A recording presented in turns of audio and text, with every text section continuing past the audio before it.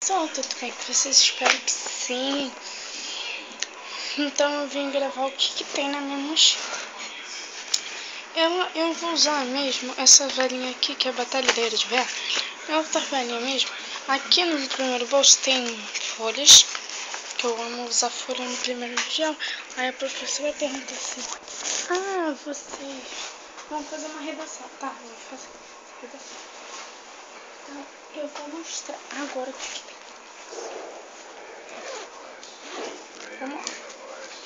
Primeiro, gente, de tudo. Primeiro de tudo, eu levo um pouquinho de creme pra passar no pente. Porque ia escova.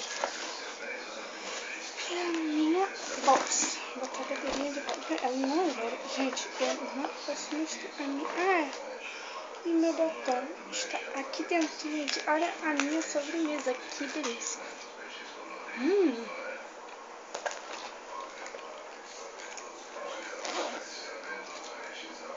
A sobremesa, chocolate.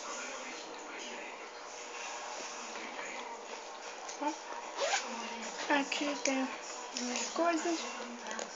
Nós vamos pegar o que não é aqui.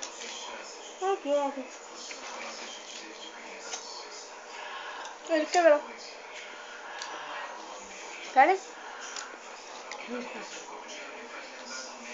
Os morangos.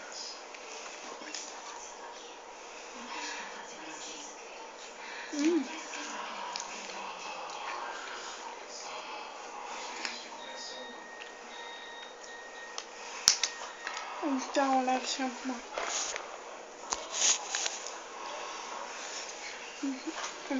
Outra.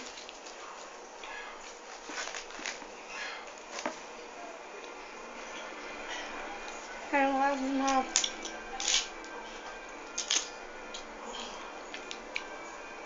escova bem. Já preto. Ele tem 400 folhas e 20 matérias. E eu já usei. Eu amo usar. Cadê? Assim, bem resolvido. Entendeu? Aí assim, grande. Eu estou só com um lápis e uma caneta. Só deixa eu ver. Mas estou já antigo mesmo.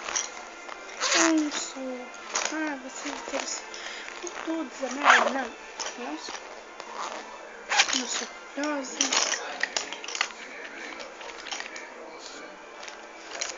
Eu não sou. Deixa eu ver como é bonitinho.